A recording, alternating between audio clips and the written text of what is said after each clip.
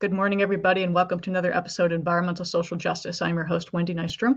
Today, we have our special guest, Terry Tamminen. He is the president and CEO of AltaSea in the Port of Los Angeles. Thank you very much. Welcome back, Terry. It's my pleasure. Great to see you again. Good to see you too, and thank you so much for coming back. I'm a big fan of the blue economy. I'm a big fan of what AltaSea is doing. The facility you have is beautiful, and I just realized that they filmed the Volkswagen Super Bowl ad on your property, which is wonderful. Read that this morning. Before we dive into what AltaSea does, could you explain very simply to people what the blue economy is? Absolutely. So it's really anything to do with jobs and sustainable sources and resources from the ocean. So for us, that means aquaculture, both on land and at sea, for extracting, of course, seafood, but also other kinds of food from things like kelp and algae, pharmaceuticals. You'd be surprised what all can come from algae these days and from the ocean. We also focus on renewable energy from the ocean. Wave and tidal energy is a vast untapped sector for renewables that can help us achieve our decarbonization goals. And things like removing carbon from the ocean. We could talk about that, where a lot of technology and money is being invested in removing carbon pollution from the atmosphere, but that's very difficult to do. It's much easier and cheaper to do it from the ocean. And then hydrogen in the maritime economy. That's something that we think can help decarbonize ports and shipping and goods movement and clean up the air. And then the last area we focus on in the blue economy is underwater robotics, sensors, mapping, and various ways to understand our ocean better and what we're doing in it. I want to touch on all of that. And I'm a huge hydrogen fan, so I definitely have to touch on that one. But you have a very broad background in sustainability and the environment. I mean, this is not a new field for you. You were one of the pioneers talking about sustainability and renewable energy. Just a brief history, appointed by Governor Schwarzenegger back to for the EPA. You were the later cabinet secretary and chief policy advisor to the governor. You have a broad background. Could you just go starting with how you started and what led you to AltaSea? Sure. Well, let me try to condense it. Going way back into my childhood, I was born in Wisconsin, where it's about as far away from the ocean as you can possibly get, and perhaps not the hotbed of sustainability, especially when I was a kid.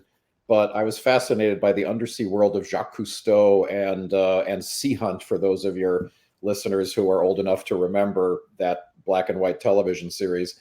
And when my family moved to California at the age of 12, I got a diving certification and was just mesmerized by the ocean and by what can hurt it and how we can sustainably use it. So I think that's when I was hooked. Had a lifelong love affair with the ocean, with sustainability and understanding the environment.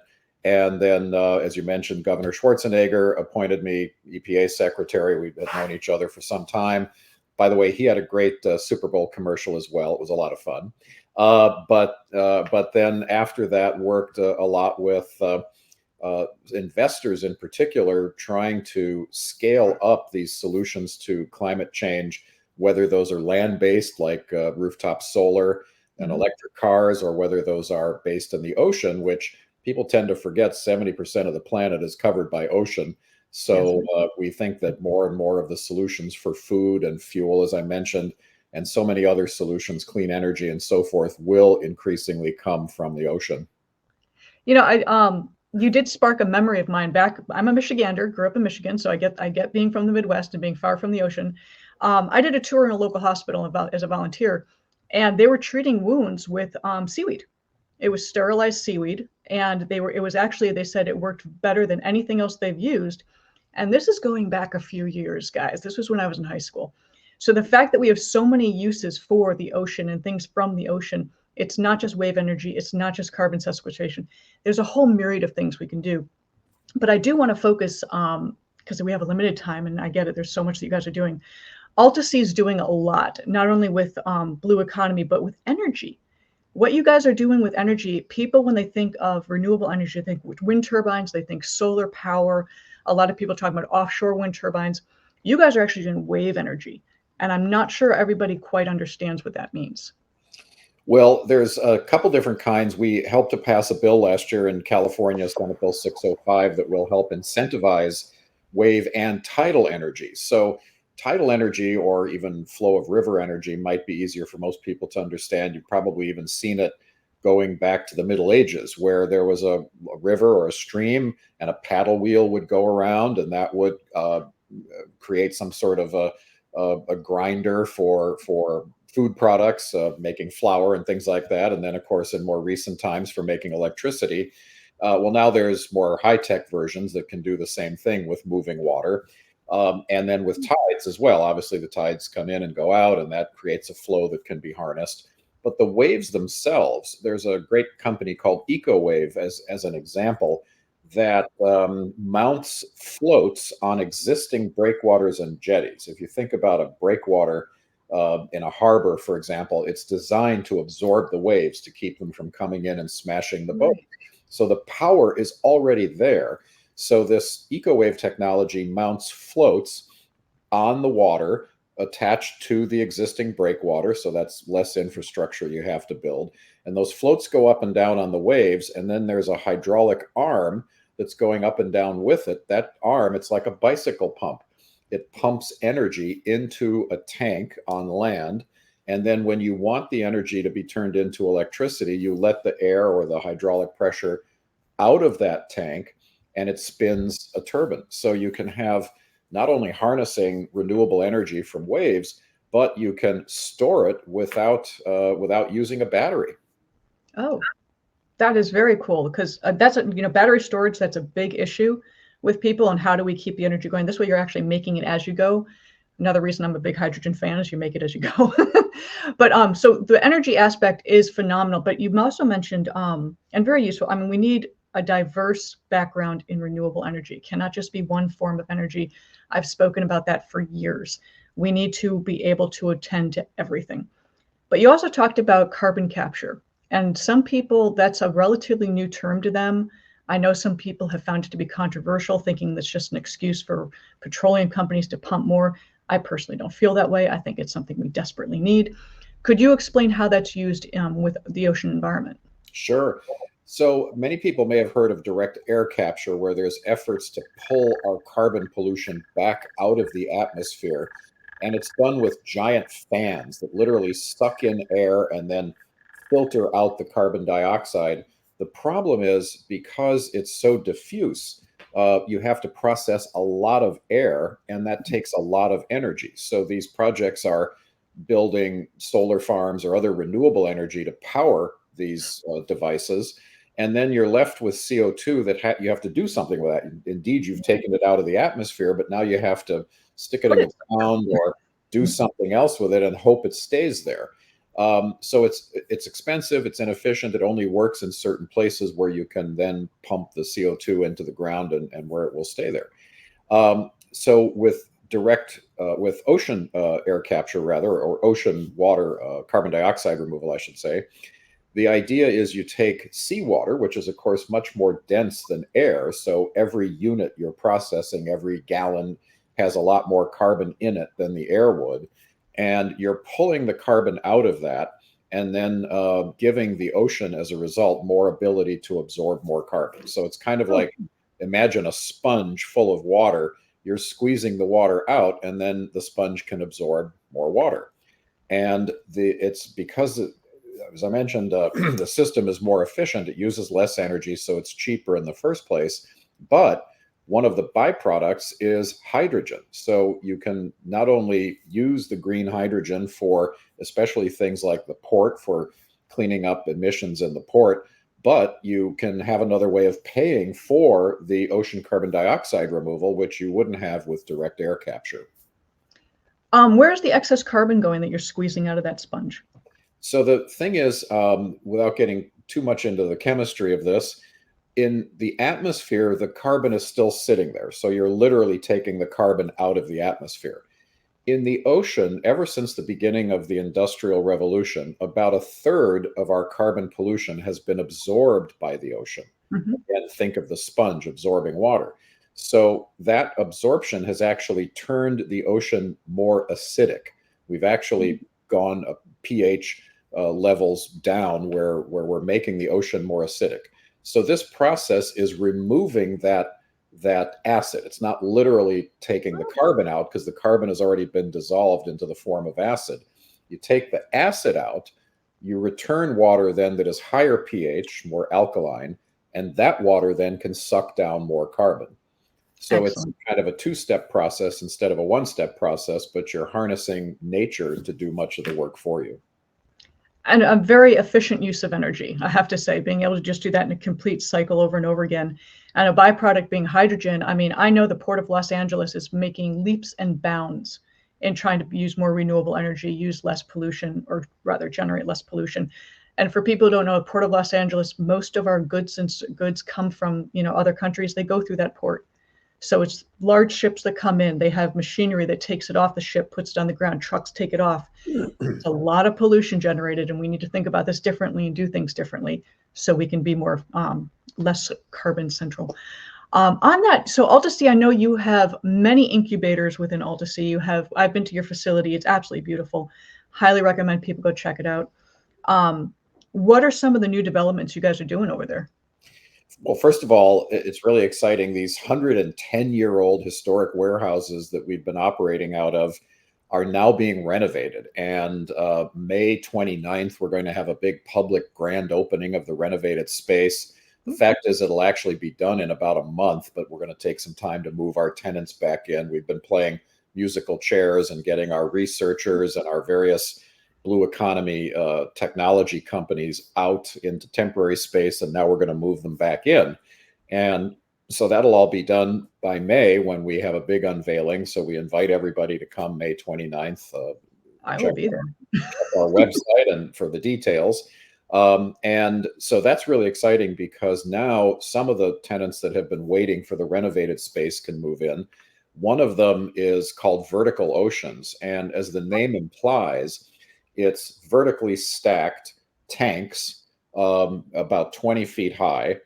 And the tanks are in rows served by robots. The whole thing is automated and robotic. And so robots serve the tanks, and basically what they're putting in there, they breed and grow shrimp. So this all happens automatically, and they have artificial intelligence and cameras that can identify if the shrimp are healthy or not. If they're growing at a certain rate, then they can feed them more or less. They take the nutrients, because obviously there's a certain amount of excess food and waste in the water. They filter that out so the shrimp are always in clean water. But that nutrient-rich water that's filtered away is put into another tank, where they use that to feed algae. The algae grows on these nutrients, and then they harvest the algae and feed it to the shrimp. And it's closed loop. And within 90 days, you go from breeding a tiny shrimp to having a jumbo shrimp on your plate that is clean, healthy, sourced locally, never frozen. Whereas today, most of the shrimp you get might have come from Asia, been frozen and unfrozen multiple times for processing, and you don't want to see the kind of ponds that it was in and grown. You don't want to know where it's grown. Trust me. At Central America, South America. So this is really a whole new way of bringing the production of seafood closer to the consumer in a healthier way. Yeah, and the health issue, I really want to. Most people don't look at how their food is grown, or how they're, regardless of what you're eating, how it's made. Highly recommend people look into that, especially when it comes to shrimp, because they are filter feeders. They are eating things from their environment and also the ground. Having a clean environment like that is extremely important, because it's a healthier food to eat. I love that. And I know that when I was there last year, looking at the facility, you also had a lot of startups in there that were helping children actually get to the ocean, or experience the ocean, and go on a boat. That is so great for the environmental justice and the social justice aspect of getting children who had never had the opportunity to see the water before, even in California. That's just wonderful. Well, that's right. And every day we have families, kids, visitors come here. We have formal K through 12 field trips. I think it's the coolest field trip in the state. And they come here, they go down onto the water on a barge that's just a few inches off the water where they can reach in. We have growing kelp and other kinds of seaweed there they can harvest and then study it under a microscope and learn what you get from it. They also assemble their own underwater drones and learn about propulsion and buoyancy and put those in the water and have them zoom around with a camera, and they learn how to operate a drone, which, you know, my generation probably wouldn't have been good at, but kids today, they're on video games all day long, so they know how to do this, you know, like I wouldn't have known how to do it. That did not exist when I was a kid. And as you say, we also do our best to work with the Los Angeles Maritime Institute, or LAMI as it's called, and they have tall ships and opportunities for kids to go out to sea. And so, yes, we try to get young people to understand the ocean at a very literal and visceral level by being near it and in it.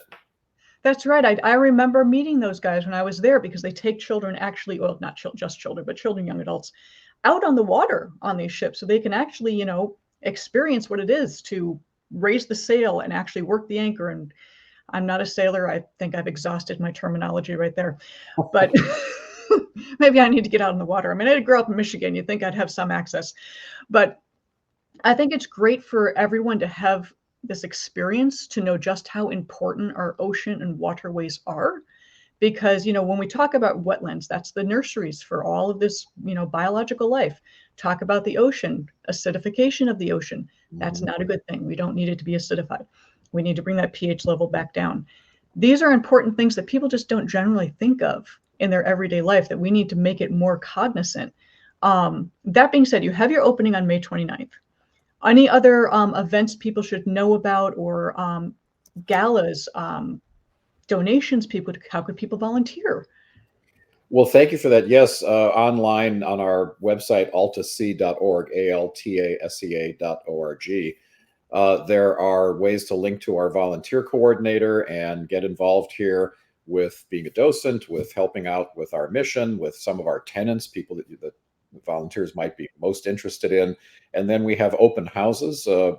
Right now, I think we're going to have 6 this year. The next one is February 24th. I'll just check that date while we're talking here. It's a Saturday. Yes, February 24th, 10 a.m. And we'll be featuring some of our tenants again, and having an open house where people can meet them all and talk to others. We also have LAMI and many of the other community groups, the Cabrillo Aquarium and others, come and exhibit, so people get to know all of the different community groups and nonprofits that are working in and around the ocean here, all in one day. So from 10 a.m. to 1 p.m. on the 24th. Fantastic. No, I think it's really great what you guys are doing. It's important that people learn about these and have that hands-on experience. Terry, thank you so much for your time today. I know you're incredibly busy, so I am very grateful that you take this time out to have a little chat. It's truly my pleasure, and really appreciate people like you sharing the message. Hopefully more folks get involved. And as we like to say around here, our future is blue. Our future is blue. I love that. Well, Terry, thank you so much. I am Wendy Nystrom, your host with Environmental Social Justice. Please, guys, check out Terry. Go to altasea.org. They're doing wonderful things. And if you can get out to the Port of Los Angeles, go check out the facility. It's absolutely beautiful. You guys take care. We'll see you next time.